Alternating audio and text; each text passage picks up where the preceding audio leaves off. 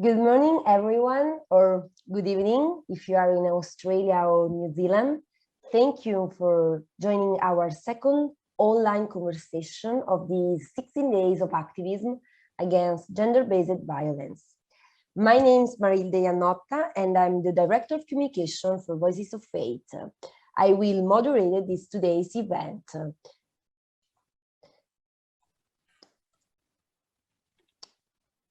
Before we starting, a few technical details. As you probably know, our interpreters will provide simultaneous interpretation in other 4 languages: Spanish, French, Italian, and German. The interpretation channels are available by clicking on the globe icon at the bottom of your screen. For now, please keep your microphone mute. We will give you the floor at the end of the speaker's speeches. So let's start. There are still stories of abuse being reported by Christians, but it's a little different now. Some of them reported focus on an unfamiliar, lesser-known type of abusive behavior that often takes place in the church: spiritual abuse. It's unbelievable how often spiritual abuse takes place within the church and Christian organizations. But maybe since it's not often talked about, people don't recognize it or even see it as a problem. Now, it's important to know that it's difficult for people to realize what they are experiencing is spiritual abuse.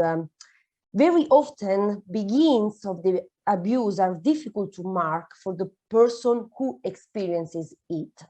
The first step can consist of manipulation and gain trust. The measure of religious categories as obedience, God's will, or sacrifice has a terrifically strong and destructive power, especially on young persons. So, when is spiritual abuse actually taking place? What counts as spiritual abuse? I'm sure that our speakers today will help us to understand better what we are talking about. But to start now, please, let's have a look at the video we have prepared.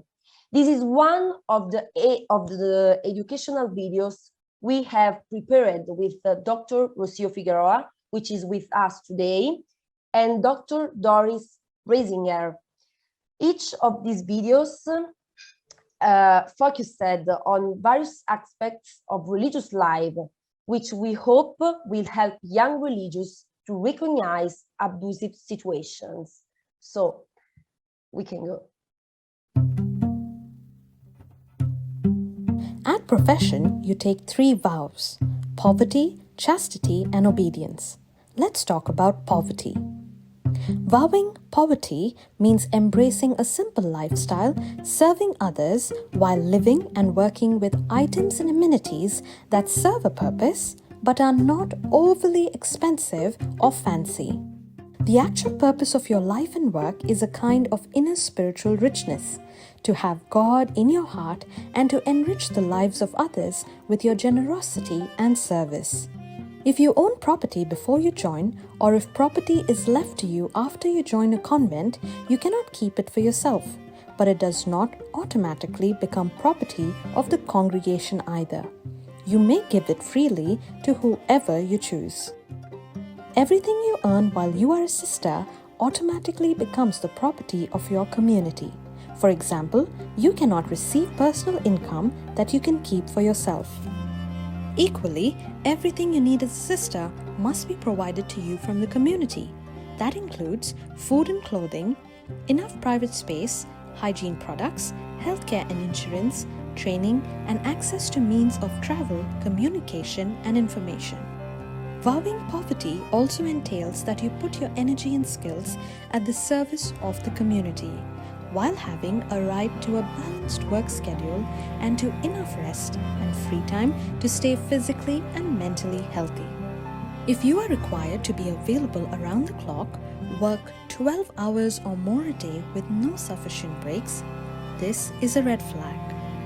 If the equipment and training you receive is inadequate and does not allow you to live and work in a decent and healthy manner, this is not evangelical poverty but exploitation. If you are pressured into writing a will, leaving everything you own and will ever own to the congregation, this is a red flag. If there is no transparency in your congregation so that only very few are informed about the finances of the community, or if there are signs that some sisters live a much more comfortable life than others, these are red flags.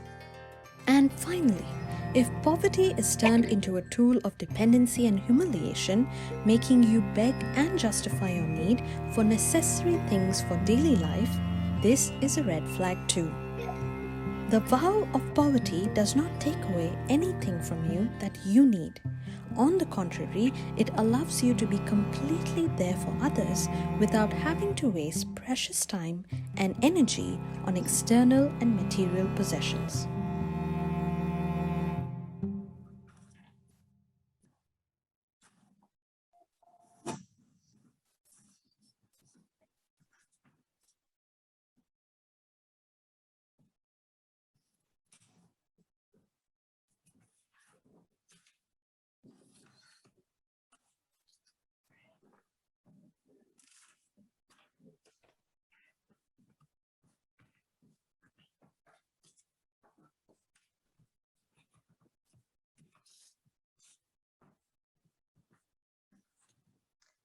So after this video, let's introduce our today's speakers. We have a testimony from Anna Adamchikova. She is a former nun of the Order of the Missionaries of Charity in Slovakia, now in Latin America. She is telling about her painful story of abuse she suffered during long years in the order. So we will see her experience later. I would like to introduce also Dr. Rocio Figueroa, theologian. We are happy to be able to call our friends and theological advisor. And also, I would like to introduce Dr. Tracy McKeevan, also our close friend from Women and the Australian Church. But please, as I told you, I would like to introduce the testimony of Anna Adamchikova.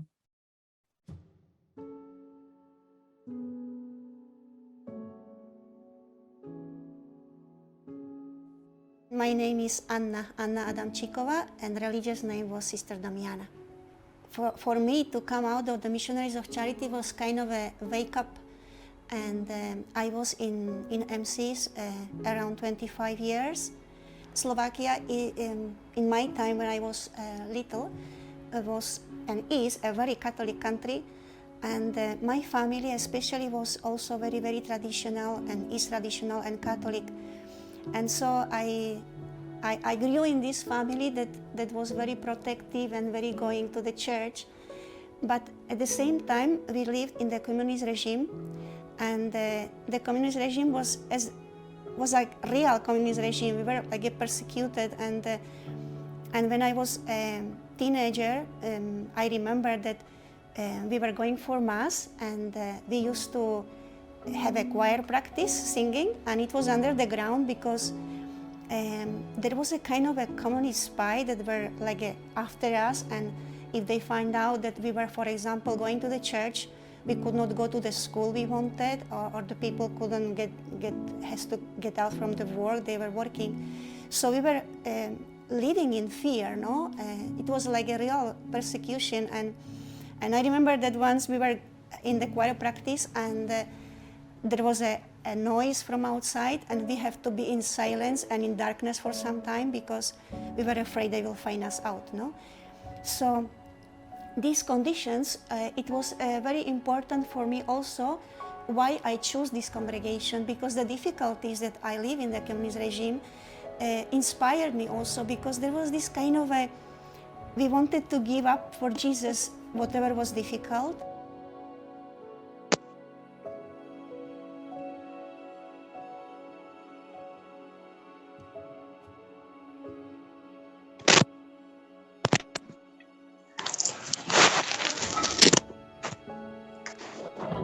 I have chosen this congregation because it attracted me in this way, that there was a kind of a giving up of everything. They were very poor, and also I love the religious habit that the sisters were having, like it was white. I did not like the black habit, and the idea of going far, going for the missions. That was the most important things for me. Bueno, since I entered with so much enthusiasm and with that idea of sacrificing and offering, and so I entered prepared in some way for these conditions. But yes, the conditions were over my expectation. I was really taken back with so many things in the formation in Poland. I joined in Poland. And from the very beginning, the next day already we started the religious life in 100%. So we get up 4:40 in the morning, and during the day, I mean, it was very, very surprising for me that we were controlled from 4:40 in the morning till 10 o'clock. I mean, we had no space for ourselves to be by ourselves. Maybe in the toilet, but it was like the mistress always knew where we were or what we were doing. So for me that was very complicated. I was not prepared for that. No, I felt really, but again, no, I mean, you just want to give everything for God, and so whatever they were asking, you just try to give up whatever you want or whatever you think it's natural for you, and just you try to fix yourself in that frame that is missionaries of charity, and to be formed in this way. And it was really like a military formation. I was absolutely convinced in this time that it was needed. I mean, I was thinking that it has to be like this. No, it was just part of the training, and also I idealized so much the religious and the missionaries of charity, and the point also was that they were always explaining to us that these sacrifices are for Jesus, and it is for souls. So there was always like a meaning in these drastic things that they were asking us or we were doing, no? That every sacrifice had a meaning. When I entered, and there was still this kind of a habit that we used to bake the food. We used to go to bake the food for us and for the people. We were having in the home men who were alcoholics and old people. So we used to go for begging. And when I was already postulant, they gave us a sari. They gave us this long habit that I have to learn how to walk, because it was somehow uncomfortable. I did not know how to walk with a skirt and long one. And we used to go to beg with these plastic boxes, and we used to go to the market where the people were selling things that are like without, like it was not shops, but just on the open free place. And with these plastic boxes, the people used to give us the extra things that they couldn't sell. And what happened is that when we were eating, we used to have every day bread and oil. And these things that we got from the begging were ham, and we were not eating ham every day, only on Sundays. So we used to keep this ham till Sunday. And since we have no refrigerator, yeah, the ham was already not good when we got it. So on the end it was green, and we have to eat it. We have to eat it because there was this kind of divine providence, and it was, I mean, till we couldn't swallow it, we were eating it. And I remember that it was very hard for me, you know, that things were spoiled. And when I was eating the ham, for example, and the cheese and the things that were spoiled, It was very difficult, but I was somehow trying to survive. I was trying to not to be ashamed of what I have chosen for my family, like that I want to give up. So very often I was like a kind of a really suffering by myself. I had difficulty to walk with this habit for the first time. I had difficulty to eat the food.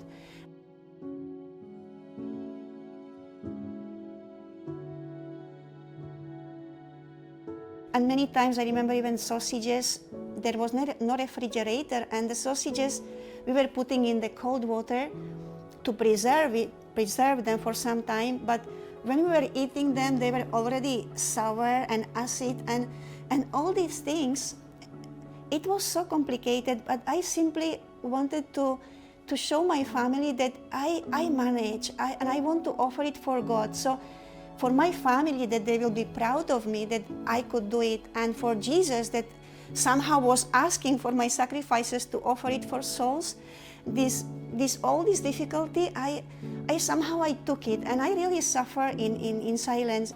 And I remember that I was so anxious with all these things that were not allowing me to be free, that I was just crying. I was crying because there was also this difficulty that we couldn't speak with each other. I mean, they were from the beginning not allowing us to speak our own language. They were not allowing us to speak Polish. We had to speak English from the beginning. So there was no this personal encounter with my companions. And we had to speak about our personal matters only with the mistress. And the mistress was encouraging us to be open book. But for me, I needed to share in the same level person that was my companion, my sisters, but I couldn't share personal matters. So, and also there was no time to share the personal matters because every minute there was something to do. And even when we used to go for apostolate for outside, we were told we should pray the rosary on the way.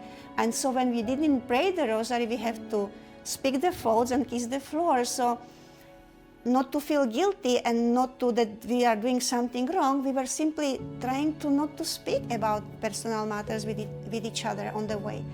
So there was this, in the Missionaries of Charity, there is something very strange, or maybe it's very common in all the religions, I don't know. But there is this point that they say that the superior can make a mistake in commanding, but you can never mistake in obeying. So this time, I find the conclusion or find explanation or give the reason for everything difficult in that sentence.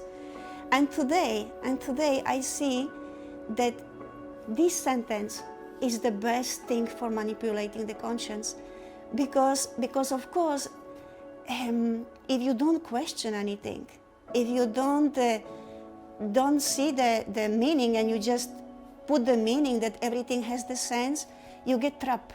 And I think that with this sentence, I just did whatever they told me, and that was the excuse for all that one passed through or find difficult or suffered. Ana da un testimonio que no es una queja personal por haberlo pasado mal en la congregación que eligió, sino que Ana da el testimonio de un fenómeno llamado abuso de conciencia, del cual ella no tiene ninguna responsabilidad. Las víctimas de abuso de conciencia no son culpables de ser víctimas de abuso de conciencia. In 1997, I was sent to Argentina, and it was a happy moment. I was sent far from Poland to Argentina. It was like a wow.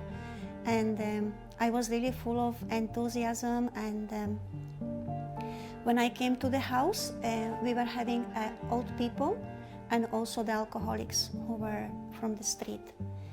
It was really beautiful mission. I mean, to work with the people, poor people, it's really great. And I really enjoyed. Only problem was that I need to learn language. I need to speak Spanish. And we had some little time to learn language, but also we were just also in the apostolate. So, and since I was a nurse, my superior put me in charge of this big number of men, and I was with the aspirants, with the candidates, working together. So the problem was also language, that I was speaking little, and being in charge, I needed to handle so many responsibility. So I was like a kind of trying to find somebody who spoke little English, and I was trying with one man to arrange the apostolate. And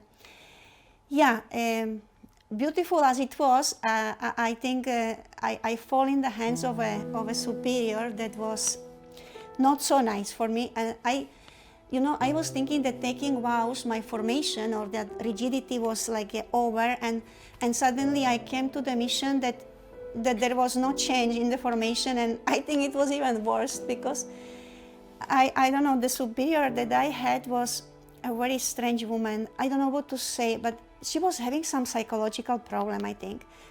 If the sisters disobey her a little, she used to get very, very angry, and she couldn't control it. And I remember once I went to the refectory where the sister was there with her speaking, and she was fighting with her on the end, and only she took her clothes and she threw them on the floor. And then in the night she was afraid that this sister will run away, so she locked us in the house and she put the key under the pillow. It was very strange behavior that I never saw. I mean, it was like a kind of a wow, what she's doing. We used to come back from the apostolate to come home for the toilet, because we go in the toilet in our own home. And she was not happy, because she was always sitting in the house. I don't know what she was doing. And when we used to come home to go to the toilet, she used to scold us, and she used to call us animals. And I really did. We used to go with a fear to go to the toilet, because she was always there and asking us what we were doing there. And I remember in one moment, we had a big house with a big compound, and I used to go out to the gate, and in the gate we have a little opening that we used to see if somebody is waiting there, from the poor people. And I remember I was in such a difficult moment with her, that I used to look through the hall, and I was imagining that she is a superior who has a responsibility and the power in this place, but there in the road behind this little hall, there was no more power of my superior. And I really wanted to just put my leg, because there was something that I was not feeling free, and I wanted that freedom, and I wanted to go on the street. I just couldn't take it anymore. No, there was this kind of a heaviness over me that she was not allowing us to be human. It was very strange, because she told us to offer up. She told us to give up. She told us to give it for Jesus. And she said that to be saint, it is this. It is just to offer up everything and to sacrifice for souls and to be little flower again. And so you believe me, I hate little flower. I just don't want to hear about little flower, because all the human things that were so difficult and that we want to share, we were always spiritualizing them, and it was simply already difficult to manage the thing, to be with her humanly, and since still we have to offer everything. So I mean, today I think it's crazy, because you are in that circle that you can be yourself. You are trained, and you are thinking, and you are willing, and you are wanting finally what they want. Because there is no other thing. There is no other relationship. There is no other circle that you can, and other thing that you can't speak with the volunteers. You cannot speak with the priest without permission. So you are closed in between your superior and between your sisters who are in the community, who are in the same position and in the same mess that you are finally. En el contexto católico, el abuso de conciencia es un tipo de abuso de poder jurídico o espiritual que controla la conciencia de la víctima hasta el punto que el abusador, tomando el lugar de Dios, obstruye o anula la libertad de juicio de la víctima y le impide estar a solas con Dios en su conciencia. Este tipo de abuso es perpetrado por un representante de la iglesia, que es respaldado por la iglesia como digno de confianza. Por lo tanto, el abuso de conciencia siempre tiene una dimensión institucional. But then I was sent to Chile, and in Chile, first of all, I love the country because it's very similar to Slovakia with the mountains. But also, for the first time, I was working with the children who were having neurological problems. And these children were just fantastic. I mean, it was such a beautiful work and so fulfilling because they were abandoned children, children with disabilities. And they were small little babies, so they were very vulnerable. So it's very easy to take care of these kind of children. In this time also, when happened with the Karadima, came a priest to my community, and I was in this time superior. I was in charge of the house and the children, and in charge of community. So after the mass, this priest used to stay, and he used to take breakfast. And I used to ask him about Karadima also, and he I think I got proper person because he started to share about Karadima because he lived with him. And the priest was telling that he was abused spiritually, and he used to share about the spiritual abuse. Now, for me, spiritual abuse was unknown. I did not understand what it means, spiritual abuse and abuse of conscience. And then I used to ask him, and he used to share all the story with the man, with the Karadima. And finally he said that he ran away from him. I mean, he asked to be changed to another parish. And then he said, but in what consists this difficulty? And he used to tell that Karadima, on the end, Karadima was asking the smallest little intimate things of life with whom he was, having a spiritual guidance. And he used to tell, we have to tell him everything. We have to tell him what clothes we bought, when we used to go to the family, when we used to go for the vacation, with whom we were speaking. We used to, and I was looking at him and I used to, but it's normal. I mean, he is a superior. I mean, he should be knowing, no? And I said, but how can this be an abuse, no? And then he started to explain to me about this fuero interno, about the conscience and the freedom on conscience, and about the abuse of conscience, and where the superior cannot completely take the place of God, and where you have to be alone with God. And I mean, the priest helped me to know where to see the barriers, where is the spiritual abuse and where is the conscience, no? Where the superior should not enter. And that was something for me very new, and I used to start to be very sensitive. Ana habló de un aspecto que a mí me parece muy relevante, que es la idea de la obediencia.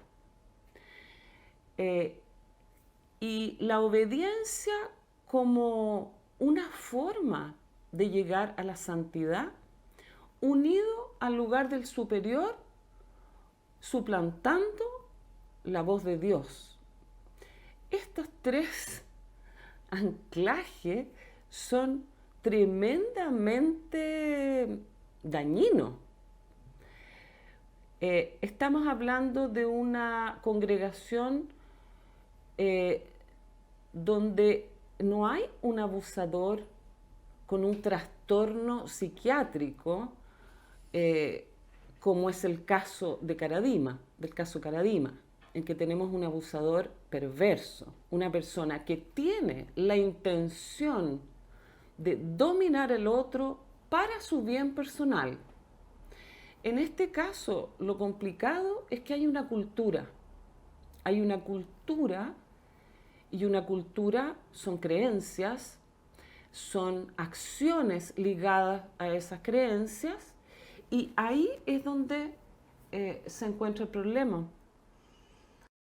And I remember a story of one sister who was with me in Argentina with a superior who was very difficult, and she was very dear to me, and she was there in Calcutta, and she told me a story that was for her very complicated because of conscience. And she told me, you know, they put me in charge of a novice who took the medicine because she was having difficulty with her mistress. We don't know her intention, but she simply went in coma. And since I am nurse, the general told me to take care of her. And you know, I was there with her, and I told the general, you know, this little one is in coma. I don't know what medicine she took, and I am having a fear that she could go away. I mean, we have to take her to hospital to clean her stomach and to be sure that it is out, because the medicine could act and she can pass away. And the general told her not to do it. She told her to trust in God and to stay with her, accompany her, and to pray that it will not happen, that she will go away and she will survive. And she didn't want to take her to hospital. Then I was telling her, but why she didn't want to take her to hospital? And she told, I really don't know. Maybe she didn't want to make a case. It was just time for the mothers to be canonized. And I told her, but she could die. And then she said, that's my problem. I did not know. She wanted to stay, that I will stay there, but this child could die there. And we were risking her life. And we didn't want to take her to hospital only because it was going to be scandal.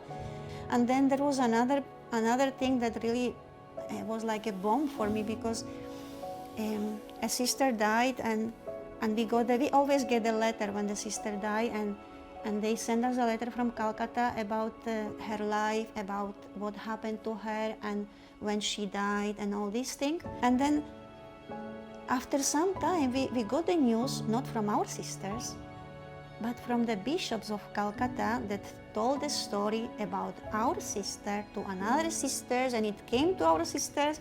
Simply, she took her life. She hung herself on a sar in the toilet. And when I heard this, again, maybe when I got sick, I did not feel so much pain, but I feel so much pain for my sisters. And she went this way. She died this way. What the anxiety she must be having if she hung herself on a sar in the toilet. She hid herself to suicide because we don't have place even to die, I think. And she suicided in the toilet hidingly, and they didn't tell us the truth. And we have to come to know the news from another sisters, from another congregations. So I went to the regional and I told her, sister, what is this? Why you don't tell us the truth? That is the minimum that you can tell us. If they don't take care and they don't want to solve the problem and look at the problems of the communities, why they don't tell us the truth on the end? And she told me such a stupid answer that I was thinking. She told me, what, you want to tell the truth in the paper, in the letter, you want that the other sisters will do the same? Wow. I mean, this answer is absolutely incompatible with the reality. I mean, this sister is not okay because one sister took her life because there was difficulty, and we hide her ending because we don't want that the others will imitate her. So I was thinking, how many truths they hide, how many sisters maybe died and we don't know, how many difficulties are there we don't know, how many painful stories are there and we don't know, and it's painful. And I think it should not just pass like we cannot, okay, we hide the things because of the people outside don't know, but we hide to each other, so it means there is a big problem. There is a big abuse that we don't want, that we, even to each other, that we know about this, no? I couldn't do it anymore, and I told her I'm going. I asked for a year of discernment, and I just couldn't pass these things like it is nothing happened, no? Because finally this priest made me sensible to this abuse, my conscience was already like shouting in me, that this is not okay, this is not okay, this is not for God, this is something they are doing, that's something that is not from God. Finally, I after 3 months, I got the letter that I could go. So I was preparing my things and I wanted to go for my discernment. And the sister still told me, I said, "Sister, I am going." And she told me, "Oh, Damiana, you are looking for yourself. You are going because you got tired of offering and for giving up for Jesus, and you are running away from the cross, and you promised to be faithful, and you are running from the difficulties." I can tell you that if I would not have these priest words that this is the abuse, I would also not be able to go.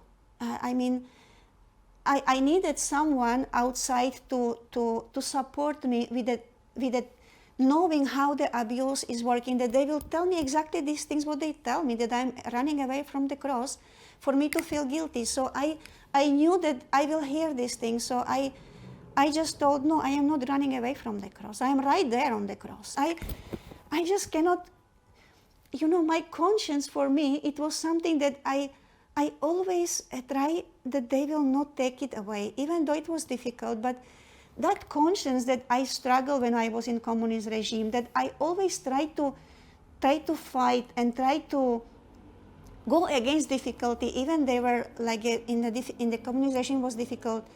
I always felt that I have to fight for the truth.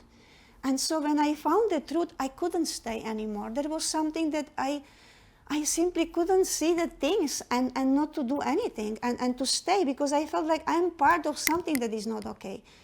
So I said, I'm going, and I was going. I was preparing my things, and yeah, for me to leave the sari, that habit that I was always proud of, it was something that was identifying me, something that was part of me for 25 years, and I was crushed by taking it off. I was feeling like I'm taking away my skin, really. And I had difficulty. I was out. I was without sari, and I have to go for therapy because I couldn't make it. I was feeling like naked. I was feeling like I lost identity. And the worst thing was I really did not know how it affects when you come out after so many years. I remember a moment. It was very strong that I was in Santiago in metro, and there was a part of one station that is very, very deep, and I was there in one moment where there were so many people crossing, going from one side to the other, and I was there, and suddenly I saw there was a crowd going. There were so many people coming, and I looked back, and there were so many people going from behind me. And I had no habit. Now, before, with the habit, I was always representing Missionaries of Charity, and I was always the point when the people were looking at me. But this time, I was not having habit, and I realized that nobody was looking at me. So when I realized they were not looking at me, I thought, they don't see me. And I felt that they don't see me because suddenly I did not feel I am real, I felt like I'm transparent, that I have no body because I had no habit, and I felt they will smash me. I felt they did not see me, and there were so many coming, and I was not used to go on the metro, and that I closed my eyes because I couldn't do it. I was so scared. I got like a phobia. I was thinking they will smash me because they did not see me, and then suddenly I went to the wall, and I was kind of touching the wall, and I was trying to realize that I had no identity. I did not exist. And then I slowly, like I tried to come back, and I remember this point when the mistress told me that you are without head and you are no more you. And then I realized that it was true. I was no more there. There was nothing of me left. But I never felt it before, only when I gave up my habit and I was alone. And I needed to put back my corporality to be Anna again and not the sister, and I came out from the background down and come up, and I started to slowly to connect myself again, no? Like I look for my head to be back myself, but I try to recover Jesus back, Jesus that gave us life and wants to give me life and loves me the way I am, and to be happy, no? I don't know, to be free. Thank you.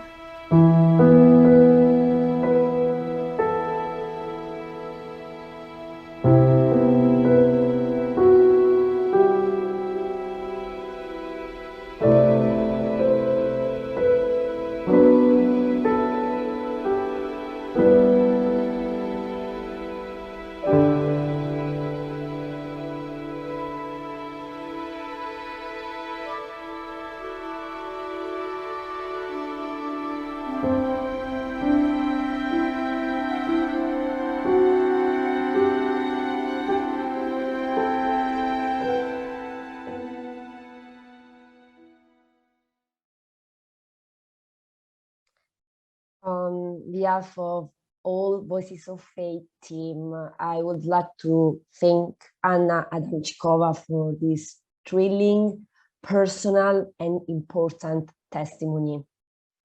We had some technical problems during the streaming of the video, and we apologize for that, but I think it was still very powerful for all of us. So I would like to introduce now again our first today's speaker, Dr. Rocio Figueroa, theologian. We are happy to be able to call our friend and theological advisor. Born in Lima, Peru, lives in New Zealand, a former responsible for the women's section in the Pontifical Council of Laity, published extensively on theology in face of abuse, and accompanied numerous survivors in their lonely way to recover from abuse in the church context. By telling publicly her story during 2018 Voices of Faith event, she gave a strong example how to overcome silence and speak about abuse. Dr. Rocio Figueroa, you have the floor. Thank you very much for this invitation. Good morning and good afternoon for all of you. After this touching testimony, I realize also as a survivor, advocate, and researcher, how important is to name things properly regarding abuse. The key moment for Anna was when she recognized, when the priest helped her to show her that it was an abuse. In the Catholic Church and in popular culture, the term sexual abuse has been usually related to physical violence or sexual violence, such as rape. It has been hard to address the fact that people that are sexually abused are not only abused through physical or psychological or through physical violence, but through psychological and spiritual violence. And we have the same problem regarding a spiritual abuse. Many don't talk about it. Actually, our Anna didn't know the word. Many consider that if we talk about spiritual abuse, we are exaggerating, calling it an abuse. For many, the word spiritual abuse is too strong. I'll give you an example. I uploaded this post on Facebook because I thought it was illustrative of the situation of women. At the top, you see the Saudi Arabian Assembly about women's rights. So men deciding about women's rights. At the bottom, we see the synod about the family, cardinals and bishops talking about the family and women. What do they have in common? Both groups violate the rights of women by not allowing them to participate in the decision-making process of their communities. The interesting thing was that the responses that I received in Facebook, two Catholic men, one from Italy and the other from Peru, commented on the post. One said, these two realities are not comparable. You should know better.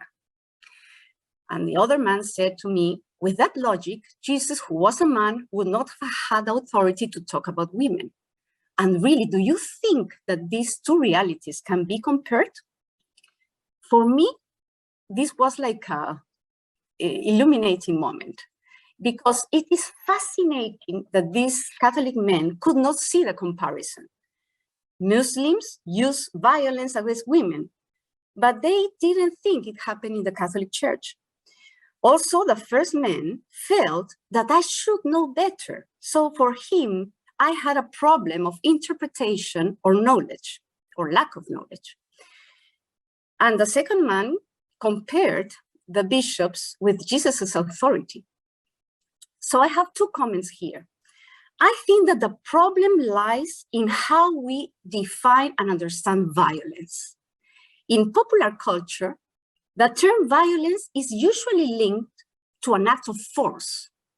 If we only understand violence in this narrow way, as an act of force, it will be very difficult to comprehend the significance of a spiritual violence or a spiritual abuse, because it is not an act of force. But it was very easy, for example, for my Facebook contacts to see the physical violence against women in Islam, but they were not able to see the quiet and silent violence in the Catholic Church. So we need to understand violence in a broader sense. Newton Garber, who defined what is violence, he said that it is not just the use of force, but it is also defined in terms of the verb to violate. Newton Garber affirmed that there are two kinds of rights that can be violated. Our right to our own body, our right of dignity, of our own dignity as a person. And of course, the problem is that while physical violence can be seen, spiritual abuse or spiritual violence is not clear at plain sight and can be perpetuated. The second problem is that up until now, the ones who have interpreted the gospel, the values, the experiences of faith as Catholics have all officially have always been men. So we women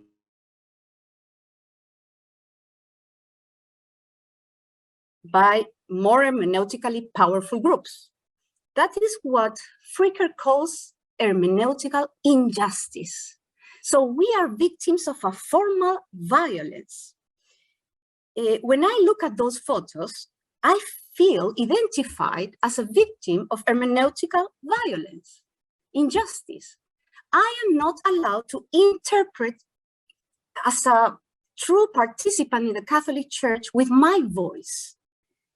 I am not considered worthy enough as a woman to be included in the process of decision-making and interpretation. As the men told me in the Facebook, you should know better. So my experience as how I feel is not enough. I should know better. So let's give a broader example of hermeneutical injustice. Sexual violence has been interpreted by men in a number of ways. Sexual harassment is flirting. Rape in marriage as non-rape. Postnatal depression, hysteria. Spiritual abuse, an exaggeration. And let's define what is spiritual abuse. Spiritual abuse, I give this definition from Lisa Oakley, a specialist in spiritual abuse. She says, it's a form of emotional and psychological abuse that is characterized by a systematic pattern of coercive and controlled behavior in a religious context. This abuse may include manipulation and exploitation, enforced accountability, censorship of decision-making, requirements for secrecy and silence, coercion to conform, control through the use of sacred texts or teaching, as Anna was saying, sacrifice, give up, requirement of obedience to the abuser, the suggestion that the abuser has a divine position, isolation as a means of punishment, and superiority and elitism. The key element of spiritual abuse is the use of spiritual power as the leader represents God. And it can have a profound impact on the religious faith of the victims. Oakley's definition highlights that it is a form of emotional and psychological abuse. But it's interesting because in a conference that she has given some months ago at the University of Chester, she said that also it has to be defined in its own realm, in its theological realm, because it's not just an emotional and psychological abuse. It includes emotional and psychological abuse. But spiritual abuse has its own characteristic, that is the abuse of power, of spiritual power. And while his definition of a spiritual abuse highlights the agency of the perpetrator, Doris Reisinger defines spiritual abuse from the perspective of the one who suffers the abuse. For her, spiritual abuse is a violation of a spiritual freedom, because if an act of faith does not originate from the free will of a person, but simply from her lack of alternatives, or worse, from manipulation, coercion, or violence, it is quite plainly not an act of faith. I will link the two definitions, that of Oakley and that of Doris. I would like to say, spiritual abuse is the violation of a person's spiritual freedom by a leader who misuses their religious power. In our communities, religious communities, we have seen many religious women are suffering spiritual abuse, and it has never been addressed. In this moment, I am working with my colleague, Professor David Toombs, in a qualitative study with ex-nuns, victims of spiritual abuse from the Peruvian community Siervas del Plan de Dios, or servants of God's plan. The Servants of the Plan of God is a community of nuns that were founded in 1998 by Figari, Luis Fernando Figari, the same founder of Sodalicio, who is today accused of sexual abuse, abuse of power, and psychological abuse against members of the community. We can see the hand of Figari in all his foundations. But this scandal exploded in 2012. Unfortunately, with the Servants of Plan of God, I have discovered that is Figari's abusive culture still thriving there. And to understand what is spiritual abuse, I will just give a little bit more examples, like those of Anna, of the testimonies of these nuns from Peru. This article has been published November 27.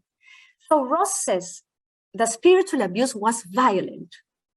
I could not complain about any suffering.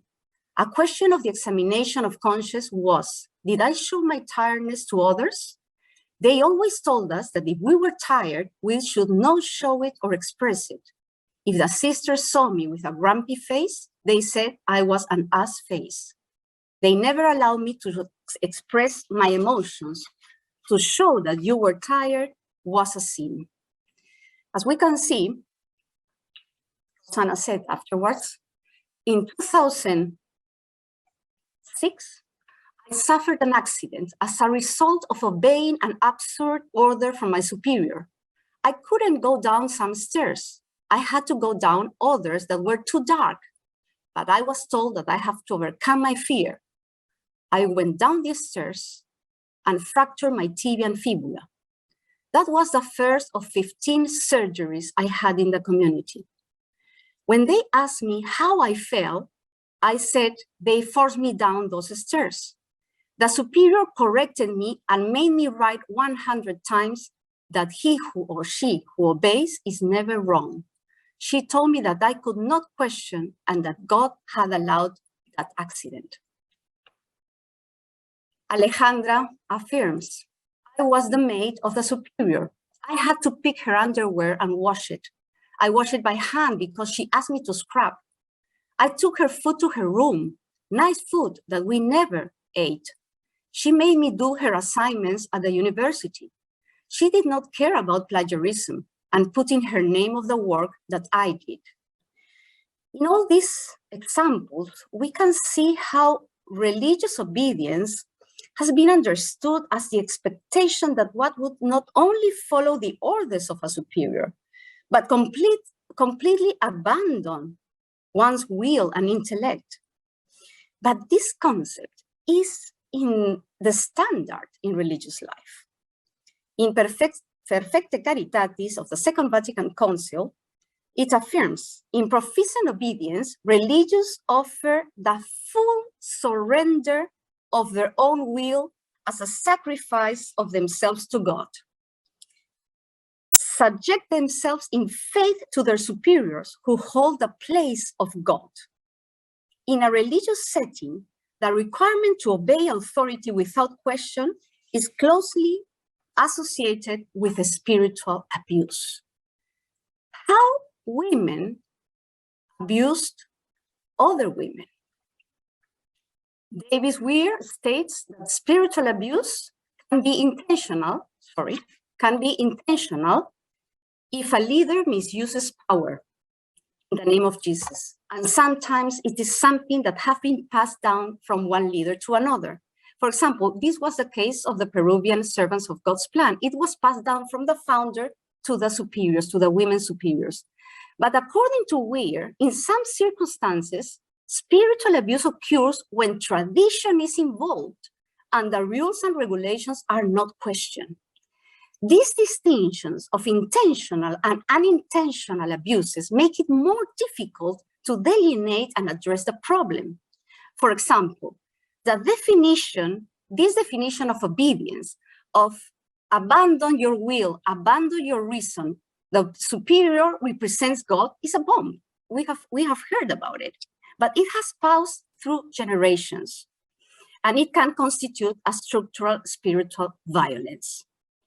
For me, the tradition of religious life regarding obedience is a structural spiritual violence. If our tradition affirms that we must obey superiors because they represent God, we have a problematic equation. That is why we need to redefine obedience, because the vow of obedience is to God, to the status of the congregations, not to an authority that looks for their own interests. This type of spiritual abuse is what we mentioned before as hermeneutical injustice. This kind of abuse or violence is less visible, and I would say it's a quiet violence, because those who suffer it possess a formative inherent bias that makes it impossible for them to recognize their own abuse. So, why did these nuns allow it to happen? They could not see the full reality of their own experience. They were suffering a hermeneutical injustice.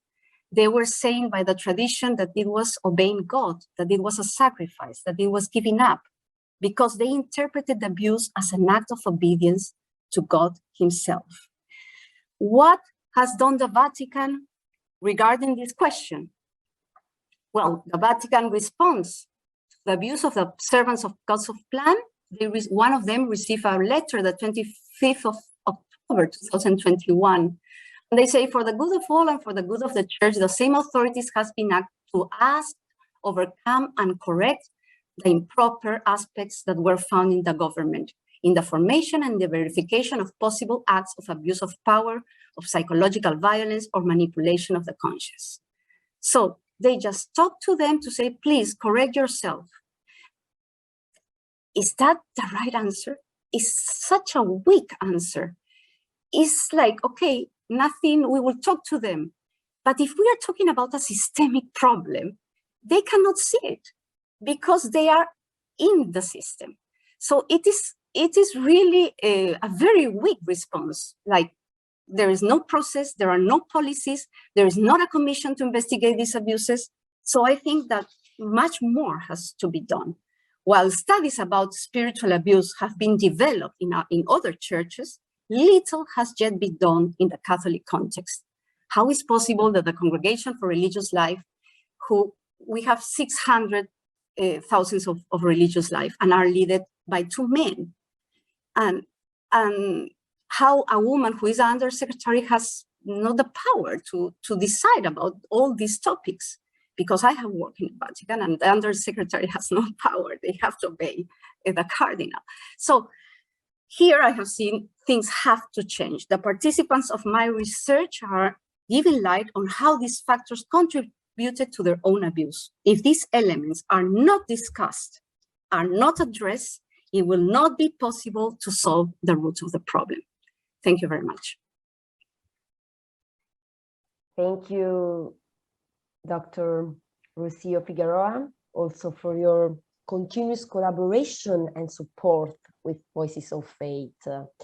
As I told at the beginning of our conversation, the educational videos we realize your support and collaboration. So a big thank also for this. Thank you for your support. Okay, now please join me in welcoming our next speaker, Tracy McEwan. Tracy, also our close friend from Women and the Australian Church, where she is a vice president, a very active member of Catholic Women's Council. Tracy has a Master of Theology and a Bachelor of Applied Science, and is currently undertaking a PhD at the University of Newcastle. Her research will explore the religious identity and participation of Generation X women in Australia who currently or have previously identified as Catholic. Dr. McEwan, you have the floor. Thank you for welcoming me here this evening if you're in Australia or in New Zealand, or in the morning if you're in Europe or elsewhere. I want to begin by acknowledging the traditional custodians of the land on which we all gather. Here in the land just south of Sydney in Australia, where I'm speaking from, we acknowledge the Daryl people, and we pay our respects to the Daryl elders past and present, and to emerging leaders. We extend that respect to all Aboriginal, Torres Strait Islander and Indigenous peoples who are listening here today, and acknowledge that this land has never been ceded and was and always will be Aboriginal land. So tonight I'm going to speak about the research that I've been doing as part of my doctorate. So I'm not Dr. McEwan just yet. So during the course of interviews conducted as part of my doctoral research on Generation X women and the Catholic Church in Australia, participants frequently articulated the pain and struggle they deal with day to day as they negotiate their embodied lives with the material and structural inequalities in Catholicism.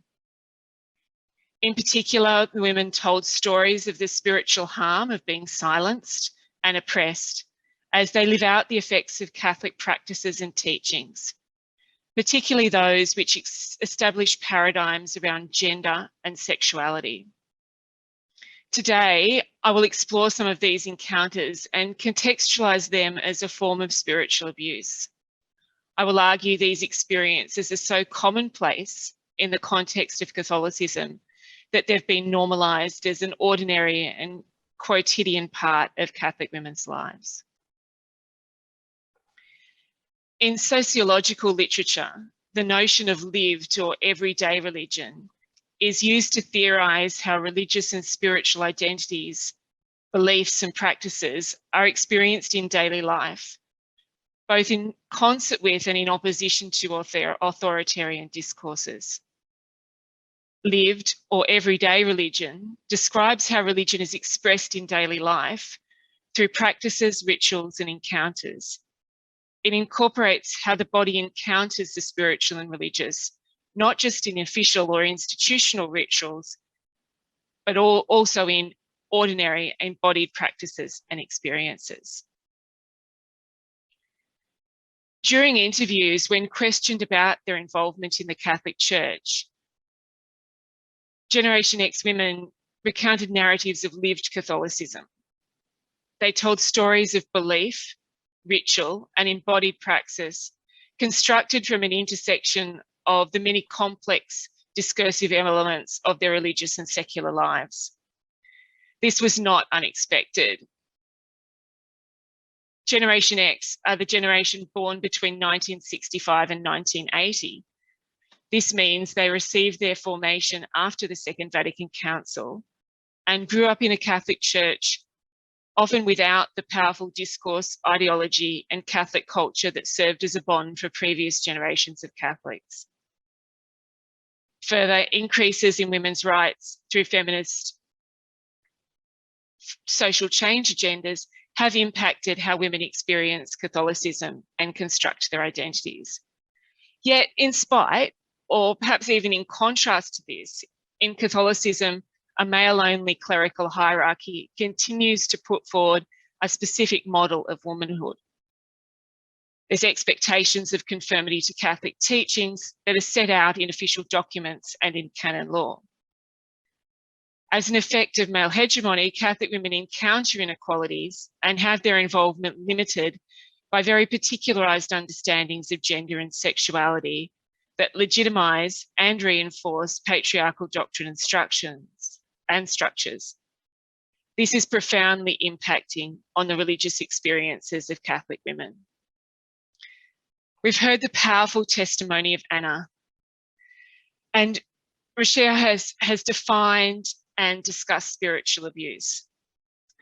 I argue that Catholic women experience spiritual abuse when they are compelled to be accountable to the limited and particularised understandings of gender and sexuality that affirm a sense of sacral unworthiness or spiritual inferiority. Yet, as the women I spoke to told their stories, they did not name or describe their experience in these terms.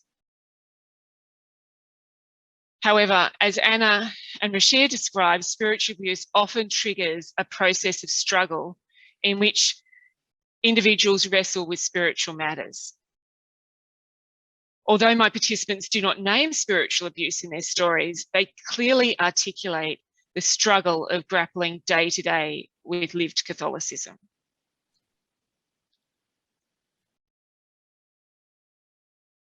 I would now like to briefly introduce you to a few of my participants, the participants from my study. All my participants live in Australia. They're from Generation X and either currently or previously identified as Catholic. My doctoral research is being undertaken with the approval of the Human Research Ethics Committee at the University of Newcastle. So in accordance with ethical protocols, I've changed each woman's name and image to protect her identity. Monica grew up in a deeply religious Catholic household. Growing up, she attended daily mass and went to Catholic schools. She told me this story. She says, I decided I wanted kids overnight almost. It was really very strange. But then I had a problem because my husband, he'd had a vasectomy. So I had to do IVF, which is another problem with the Catholic Church. I think that's when my guilt started really to kick in because I thought if I do this, I'm just the devil. A family member told Monica that babies conceived using reproductive techniques had no soul and would not go to heaven. Unsure what to do, she asked several priests and received very different answers. In the end, Monica decided to proceed. Unfortunately, Monica's fertility treatment wasn't a straightforward process. And as her cycles failed, she recounts how she felt abandoned by God. She says, I went to a healing mass. I was getting really depressed about my cycles failing all the time. I was crying my eyes out. And I was talking to God and saying, why won't you give me a child? And I think at that moment, I made a deal with God. And I said, if you give me kids, I'll raise them as Catholic. But even a deal with God wasn't that simple.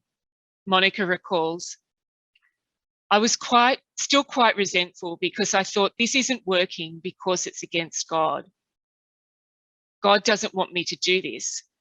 And I still saw things in the space of reward, sin, punishment, and hell. That next month, I did fall pregnant. It was pretty intense. In the interview, I asked Monica whether this was a conversion moment, a moment of conversion, but she said that she still remains uncertain and confused. She said, I don't feel like I love God because it's never been explained to me in terms of loving God. I struggle with this all the time, you know. I think about it a lot and I read a lot. Monica chooses to continue to practice Catholicism, and she told me, the prayer I say when I go to Mass is, please help me understand this because I don't get it. I don't even know why I'm here, but I made a deal. In her narrative, Monica says she struggles all the time with living out the effects of Catholic teachings related to reproduction. She shows clear signs of spiritual struggle. She battles in her relationship with God and the role of the divine providence in her life. There is tension with her family and priests as she grapples with how to reconcile her need for medical assistance to conceive. She's uncertain and has conflicting thoughts about the place of God and Catholic teachings and practices in her everyday life. Several other interview participants also related stories of spiritual struggle in their narratives of lived Catholicism. For some, such as Monica, their harm and suffering related to Catholic teachings around reproductive and sexual rights. For others, their spiritual struggle related to the effects of male hegemony and the limited role allocated to women in church life. Libby says, it is the crushingly, overwhelmingly male nature of the Catholic Church and the refusal to surrender any power or influence.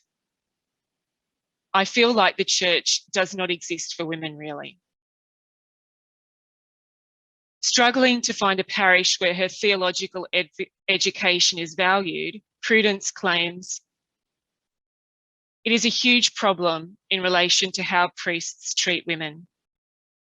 They are clueless, most of them. It is as though I have nothing between this ear and this ear. Grace spoke of the moment she realised she couldn't be ordained as a deacon because she was a woman. She recalls, I spoke to the priest at the end of Mass and I said, can women be deacons? Could I do that? And he said, no, Rome says no.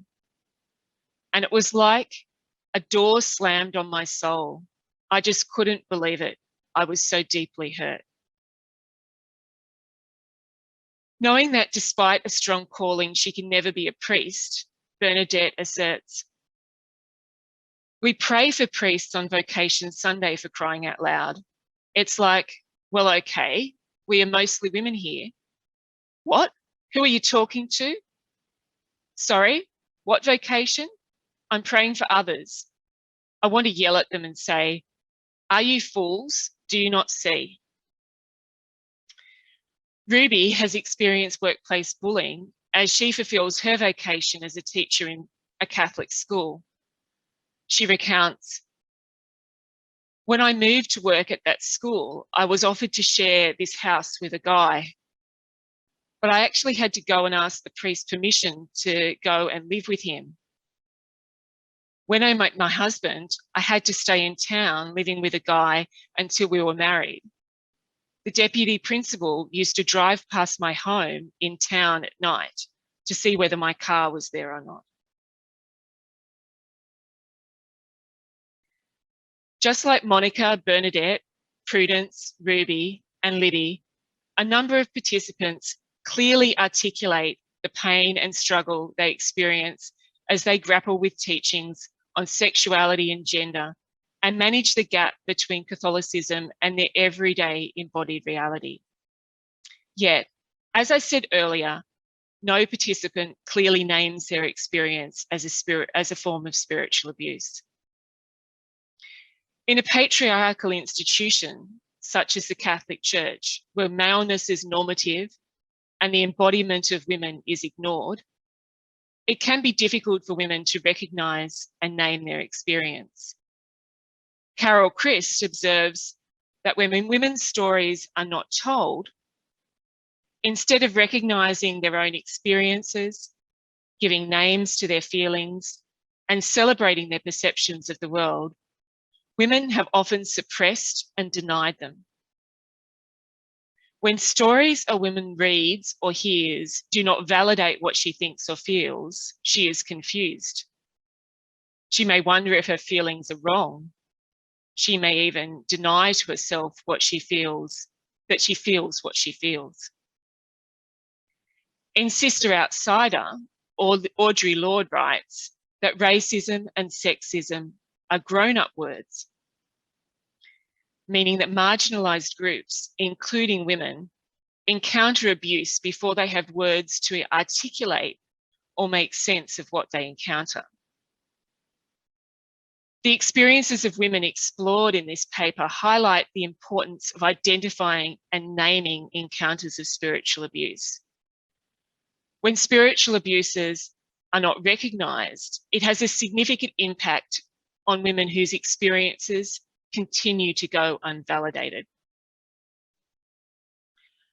I name the spiritual abuse that occurs in the course of ordinary, lived spiritual or religious experiences and results in spiritual struggle and the emotional and psychological harm, everyday spiritual abuse. This naming is important. As Lisa Oakley contends, spiritual abuse can have a deeply damaging effect on those who experience it. Sarah Ahmed argues, words can then allow us to get closer to our experiences. Words can allow us to comprehend what we experience after the event. Having names for problems can make a difference. Before, you could not quite put your finger on it. With these words as tools, we can revisit our own histories. We hammer away at the past. When spiritual struggles occur as an ordinary and everyday part of lived Catholicism, they are often normalised, go unrecognised, or are dismissed. The acknowledgement and naming of everyday spiritual abuse creates the opportunity for the beginning of a process of transformation and healing.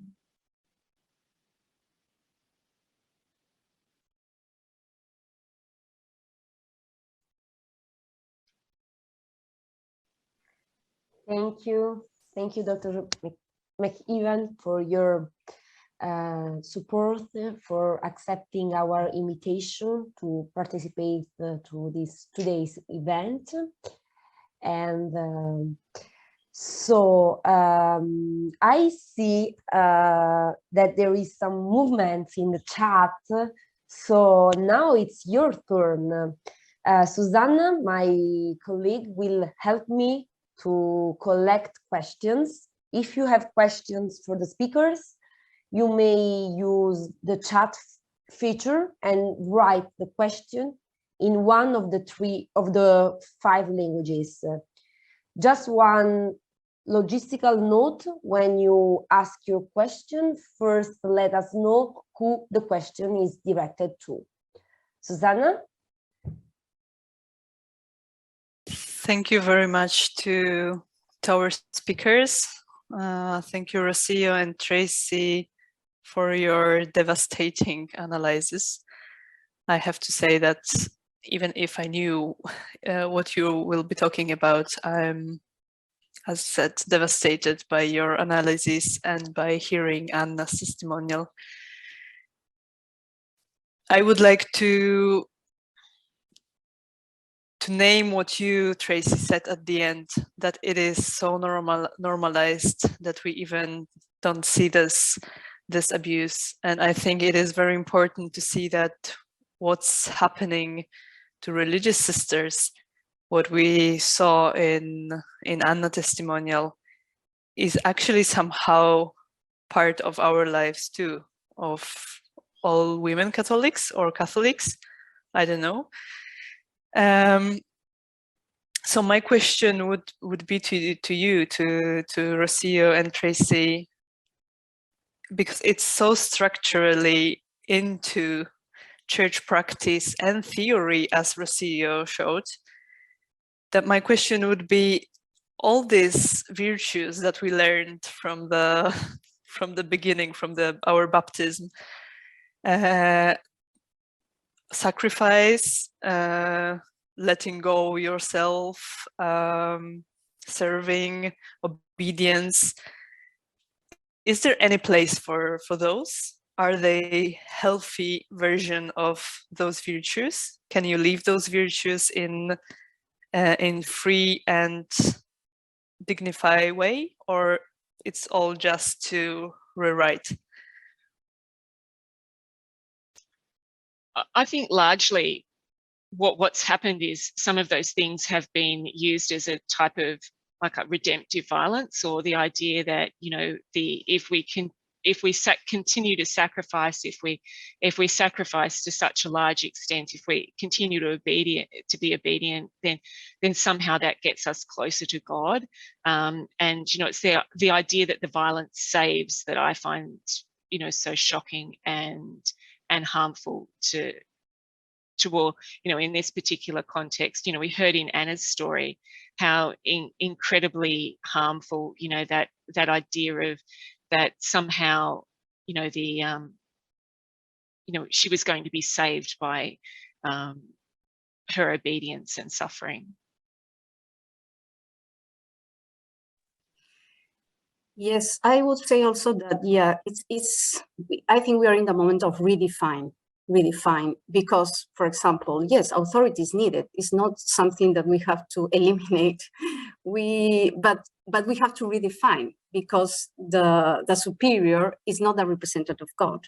Of course, a community needs an authority, but it's like when you work in any office, you have a boss and you obey the boss, but you obey the boss because he is the authority and is good for the community to structure, to order it, but not because he represents God.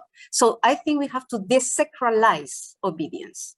We have sacralized obedience as like that superior is a representative of God. No, it's a functional way of how to organize a community. So you don't have to submit your will or your reason or your faculties, and of course, it cannot invade your spiritual realm. So we have to redefine, but actually it's really profound. So we have to go to the roots and redefine, yeah, a little bit everything regarding the vows.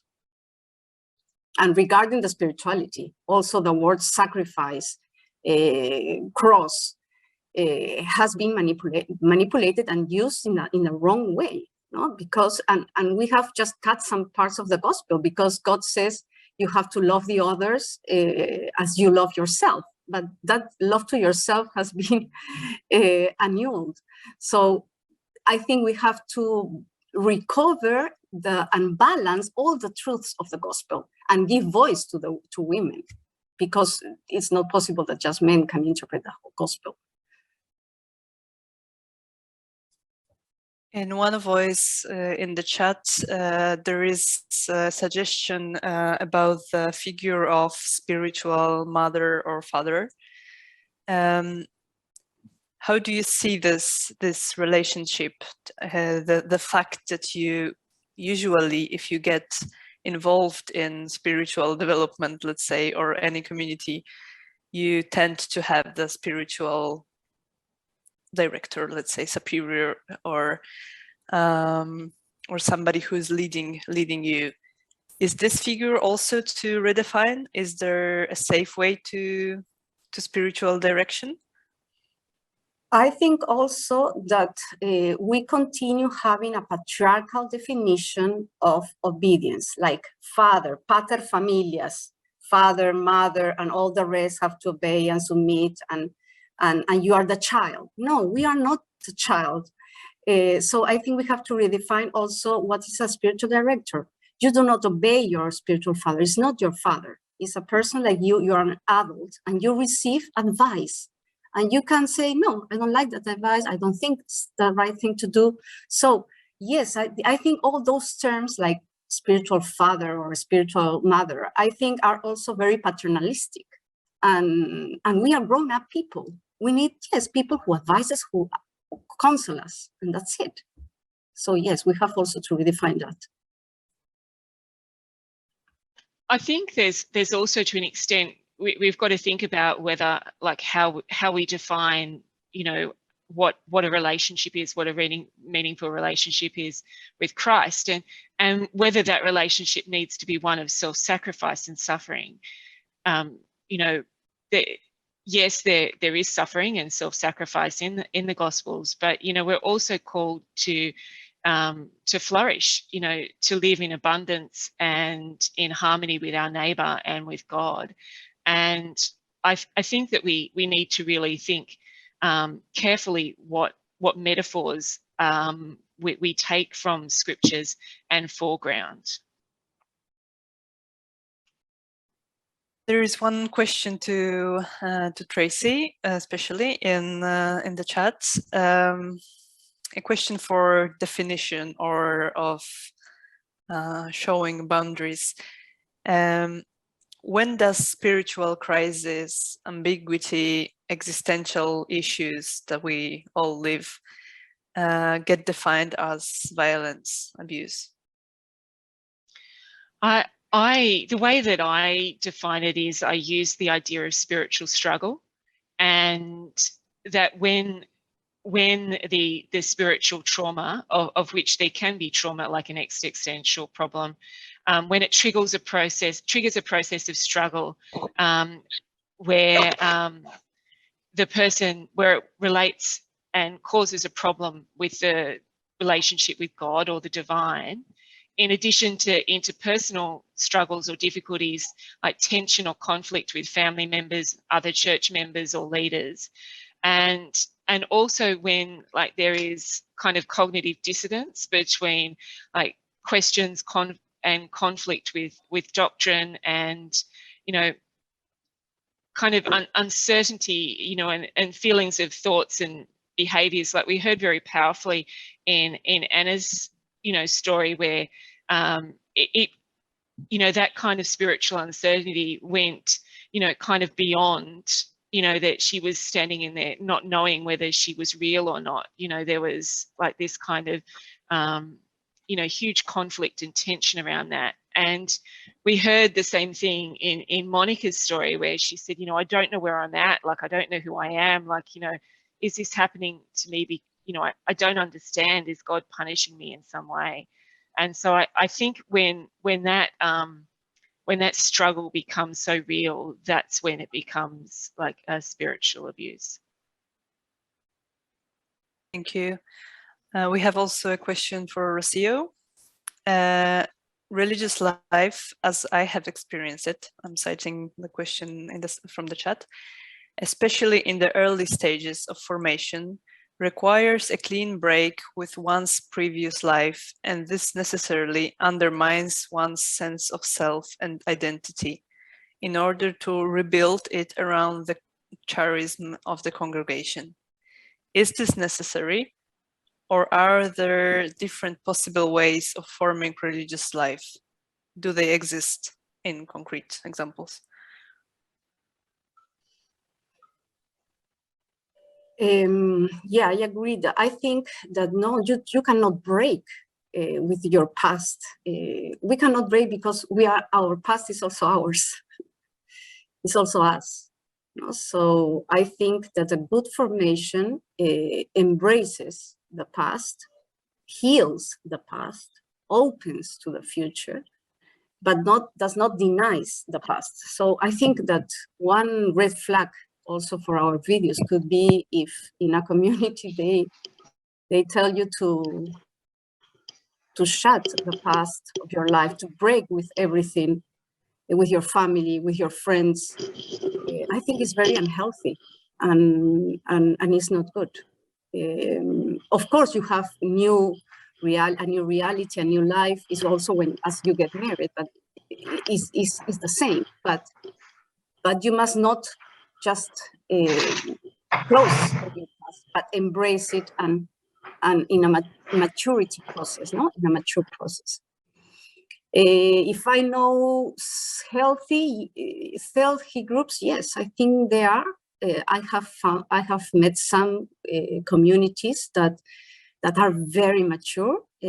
For example, here I have some friends from the Josephites, and I have to say it's a community when you see that they treat the people as mature people, they can dialogue with their superiors, they have their independence, they have everything is very mature, and it's a relationship of adults, not a childish, because the problem is that the formation sometimes treats the novices as children.